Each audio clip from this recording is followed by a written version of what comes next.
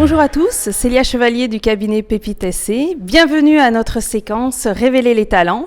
Je suis en présence de Chavina Caro, la fondatrice du coworking et working café Le Bac à Sable. Bonjour Chavina. Bonjour Célia. Alors Chavina, te voilà à la tête du working café Le Bac à Sable. Est-ce que tu peux nous expliquer le concept ? Alors, le concept, c'est à mi-chemin entre l'espace de coworking classique et le café. C'est-à-dire qu'on vient essentiellement pour travailler, mais c'est pas obligé. Mais on n'a pas besoin d'abonnement ou quoi que ce soit, mais c'est un paiement au temps passé. Donc, comme dans un espace de coworking, c'est 4 € la première heure et 3 € les heures suivantes. Et dans ce tarif-là, on a le Wi-Fi et les boissons chaudes qui sont gratuites à volonté. D'accord, si moi demain je veux venir travailler, est-ce qu'il faut que je réserve ? Non, il n'y a pas besoin de réserver, pas besoin d'être adhérent ou quoi que ce soit. Tu viens et tu passes quelques heures, tu fais ce que tu veux, un rendez-vous, tu viens avec ton ordi ou ta tablette ou ton bouquin, voilà. Par contre, on a aussi des salles de réunion qu'il vaut mieux réserver pour le coup, parce qu'il n'y en a que 3. Donc, c'est des salles de 6, 8 et 10, 20 personnes. Voilà, où les gens font des formations, des ateliers, des réunions d'entreprise, plein de choses. D'accord, parfait.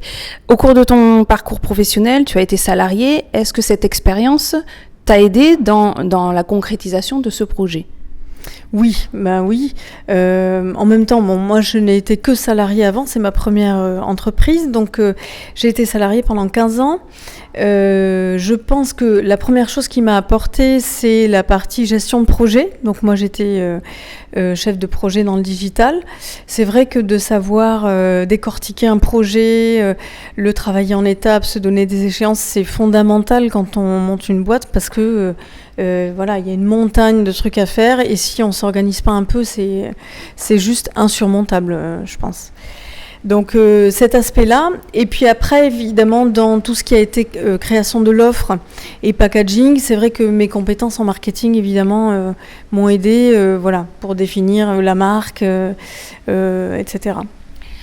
La révélation des talents, est-ce que ça te parle ? Et en ce qui concerne ce projet, quels sont les talents que tu as pu mettre en œuvre et développer ?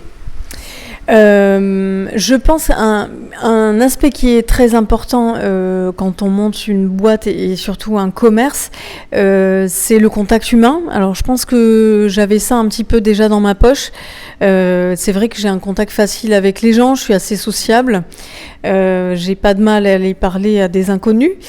Et c'est vrai que quand on cherche des partenariats et puis maintenant qu'on gère des clients, c'est quelque chose qui est fondamental. Je pense que j'arrive facilement aussi à m'exprimer. Ça a dû m'aider au moment où on doit convaincre des gens, présenter un projet à un banquier, par exemple.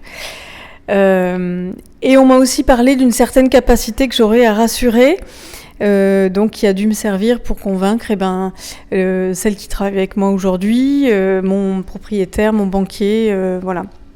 A contrario, est-ce qu'il y a des talents que tu as mais que tu n'as pas encore mis en évidence dans ce projet ?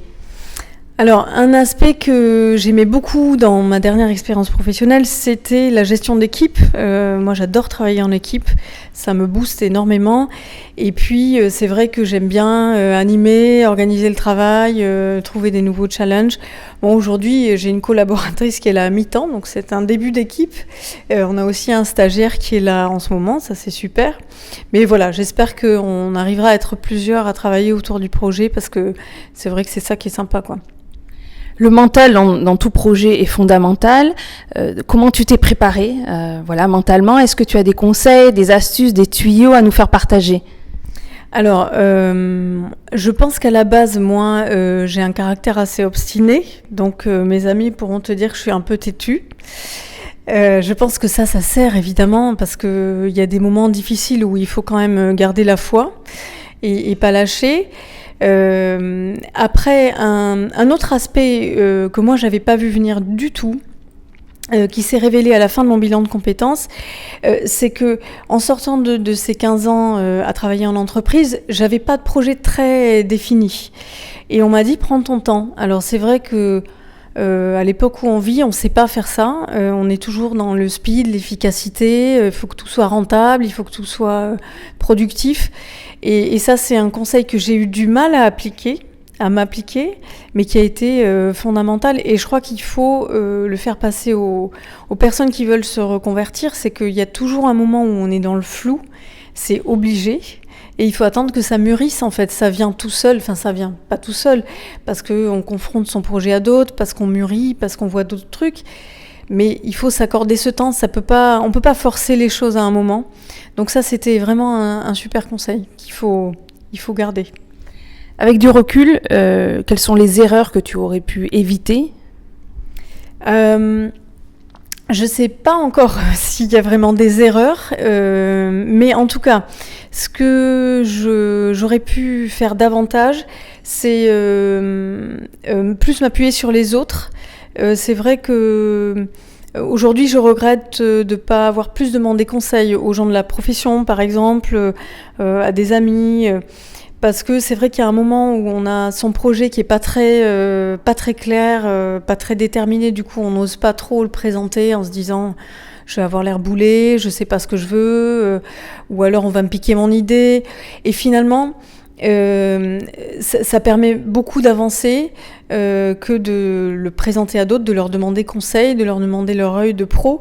Et surtout, ce qu'il faut se dire, c'est que quand on va demander à quelqu'un comment il vit son travail, quel conseil il a et comment il voit les choses, on n'est jamais mal reçu finalement. C'est impossible que quelqu'un vous dise ça m'intéresse pas de te parler de ce que je fais tous les jours, ça n'existe pas.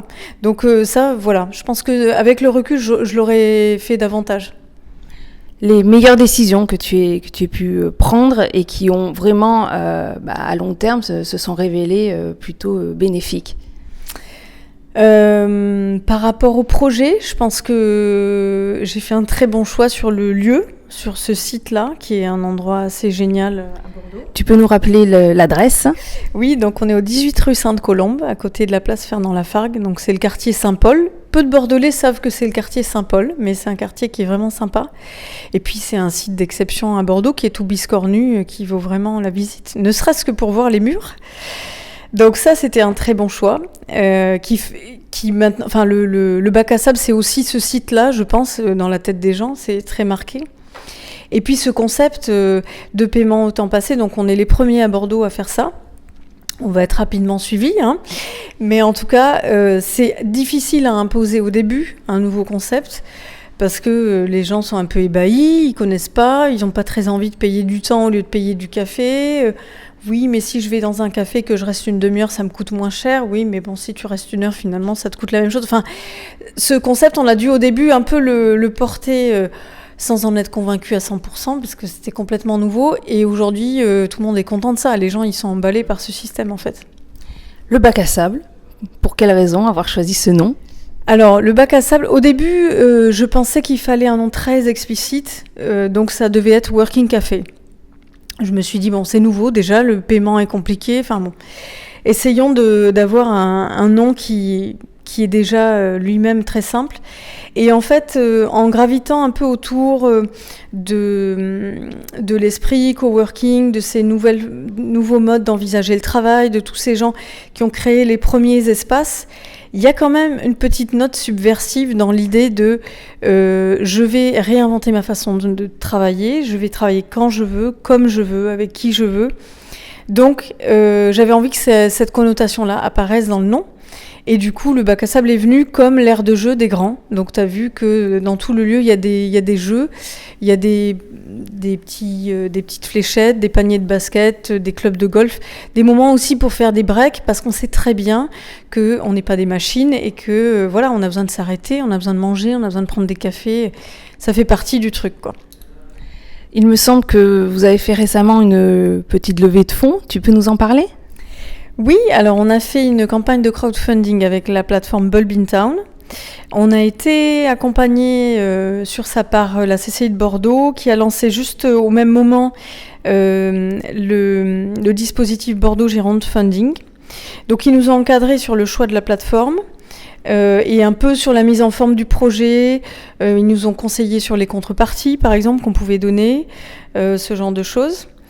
Voilà, ça a duré. Donc là, c'est fini depuis 3 semaines, je crois. Ça s'est bien passé puisqu'on a atteint le 2e palier qu'on s'était fixé.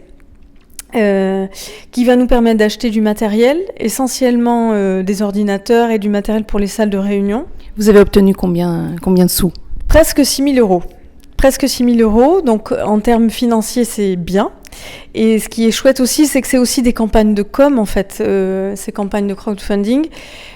Pour nous, ça tombait très bien. On était à peu près à 4 mois après le lancement. Donc, certaines personnes nous connaissaient, mais beaucoup pas encore. Et ça, c'est un autre moyen de faire parler de nous, de repasser dans le quartier, de se présenter aux voisins. Voilà. C'est finalement très sain comme démarche. Ça demande beaucoup d'énergie. Ça, je le dis à ceux qui veulent se lancer là-dedans, parce qu'il faut vraiment être sur le pont. Mais c'était vraiment une bonne expérience. Le bilan après 7 mois?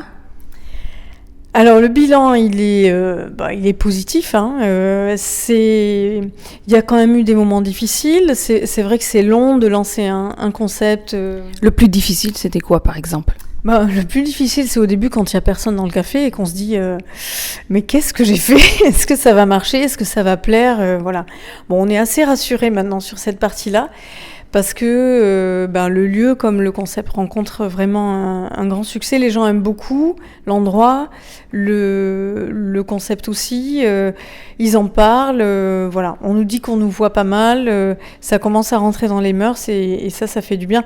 Donc c'est vraiment une chouette aventure. Aucun regret. Je confirme. La prochaine étape, Chabina, est-ce que tu as des idées, des projets, des envies ?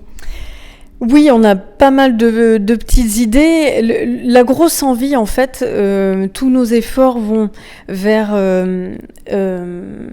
cette envie de créer un centre qui serait un peu là où se réunissent les pros, là où les gens trouvent des ressources dans leur boulot, mais pas que, parce que les vies pro et vies perso sont vachement entremêlées maintenant, surtout auprès de notre première cible qui est les indépendants. Tout ça est très très mélangé. Du coup, moi j'aimerais que ce soit un peu le centre de ressources où on vient travailler, rencontrer des gens, on sait qu'on a des gens pour nous aider, on sait qu'on peut parler. Voilà, j'aimerais bien être ce petit point de rendez-vous bordelais où on sait qu'on va pouvoir trouver du soutien et avancer et trouver des réponses. Des axes vers l'international, est-ce que c'est quelque chose qui t'intéresse ? Oui, moi ça m'intéresse parce que j'avais avant une carrière un peu internationale. Donc aujourd'hui c'est vrai que on sert un peu des cafés en anglais quelquefois, mais c'est pas encore très développé. Alors c'est vrai que plus ça va aller, plus j'espère on va attirer les gens de passage. C'est vrai qu'il y a beaucoup de gens qui passent une semaine à Bordeaux et qui ont besoin d'un point de chute quand même parce que les gens déconnectent plus complètement maintenant, donc ils ont besoin de faire un peu de mail et de travailler une demi-journée dans leur semaine de vacances. Ça arrive souvent.